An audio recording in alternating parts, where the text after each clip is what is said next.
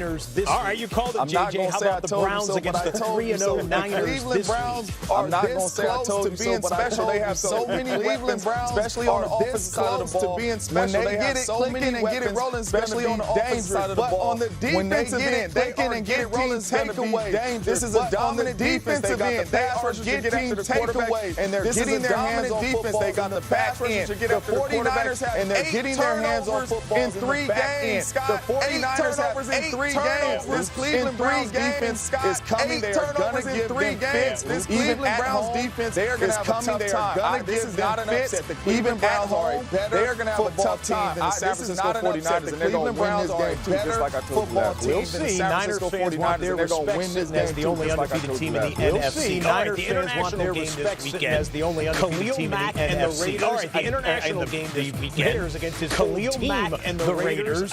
He's had it circled on his calendar over a year ago when he was traded. He's had it circled on his calendar over a year ago when he was traded to Chicago. So, Sean, what do you expect when it's this is no international man of mystery. Well, Scott Khalil Mack there, but this is no international man of mystery. I don't care if it's one guy or two guys, but Khalil Mack single up your tackle. I'm going to show you a couple plays. I don't care if it's one guy or two guys, but you guys have seen what he's done before. I'm going to show you a couple plays. This is what you don't want to do right here. You guys have seen what he's done before against your left tackle. This is what you don't want to do right here. Okay, Khalil Mack against your left tackle right here. Don't let him go. The Minnesota Vikings right here. I have no idea why.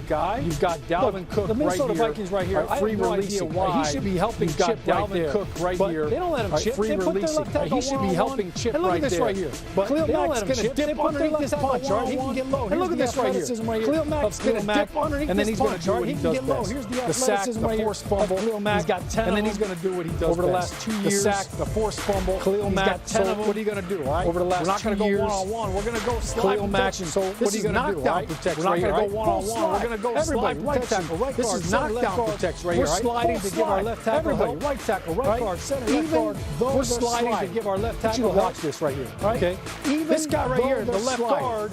He's coming over here to help out. I got you, brother. This guy right here, the left guard. Khalil Mack don't care. I showed you the speed. I got your inside. Now look at the power. Khalil Mack don't care. I showed you the speed. He's still going to power. Now look at this double team with both hands on the left tackle right here. He's still going to power through this double team Harris and create finishing off right here between he and Roy quarterback is Harris does best. Finishing off with belief, Lindsay. The quarterback is they're not hard to find. They're wearing number 52. And when you break the huddle, good pass rushers, they're not hard to block them. They're wearing number 52. And when you break the huddle, Sean, the Cardinals game this weekend will be in Cincinnati, and it will be the first without Bill Bidwill in Cincinnati, and it will be the first without Bill Bidwill in 87 years. Passed away today in Arizona with family and friends by his side, and his extended Cardinals family and friends by his side on social media. Larry Fitzgerald's family, the NFL family lost a pioneer today. Bill Bidwill loved the Arizona Cardinals and the great state of Arizona. He paved the way for so many by being on the forefront of giving minorities the opportunity to thrive as coaches and executives in the NFL, and that is just part of the legacy that he leaves behind. The Cardinals and the Bidwells have been together since 1932. William Bidwell's father, Charles W. Sr., is a member of the Pro Football Hall of Fame. He saved George Halas's Chicago Bears from creditors in 1931. Then purchased the Chicago Cardinals a year later. In 1947, determined to field a winner, he put together the so-called $1 million backfield. Charlie Trippi, number 62, was signed to an unprecedented $100,000 contract. And here's Charlie Trippi on a 75-yard run for a touchdown. Watch him go, and what a run, the longest of the game.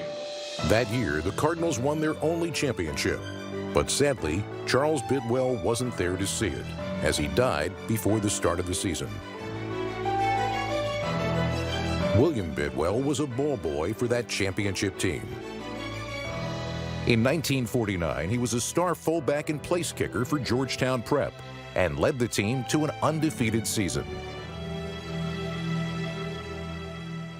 He became Cardinals owner in 1962. By then, the team had moved from Chicago to St. Louis.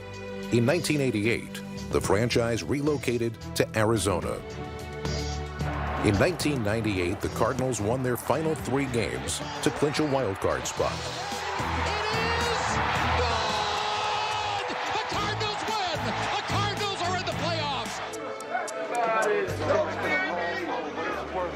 After we had finally clinched the playoffs, Mr. Bidwell, our owner, was presented with a game ball. That was probably significant because I think about all the heat that he takes, and for a coach to give him a game ball stands out in my mind right now. The following week in Dallas, the Cardinals won their first playoff game in 51 years. Aikman looking. Aikman winds up, throws the ball deep in the middle of the field. It is caught. It is intercepted. And you can turn out the lights in Dallas. And what about those wild cards? No one gave them a chance to win this football game. In 1996, William turned the day-to-day operations over to his son, Michael, while trying to get a new stadium.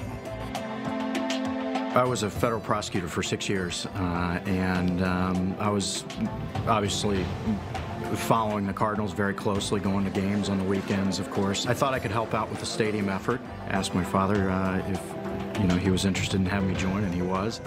In 2006, with Michael now serving as team president, the Cardinals opened University of Phoenix Stadium.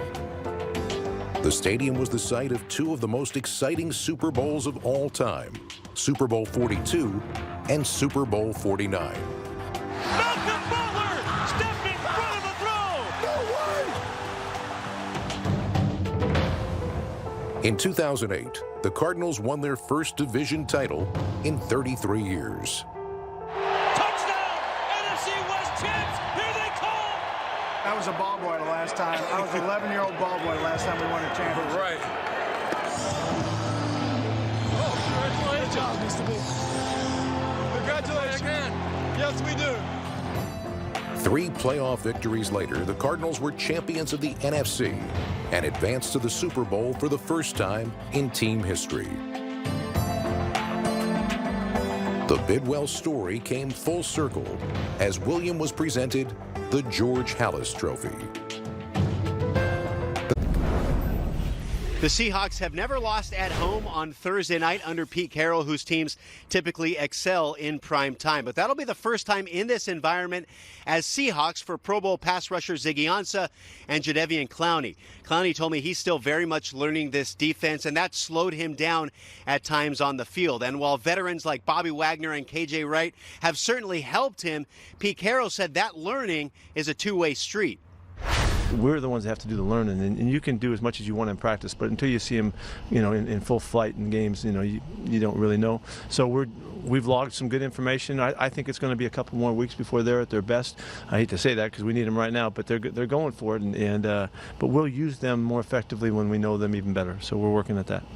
Carroll, of course, famously finding ways for his players to do what they do best on the field, told me this is a unique circumstance with Ziggy Ansah not playing till week 3 and acquiring Jadeveon Clowney right before the season. Also a reason why the Seahawks are confident their currently 8th-ranked defense will only improve as the season wears on.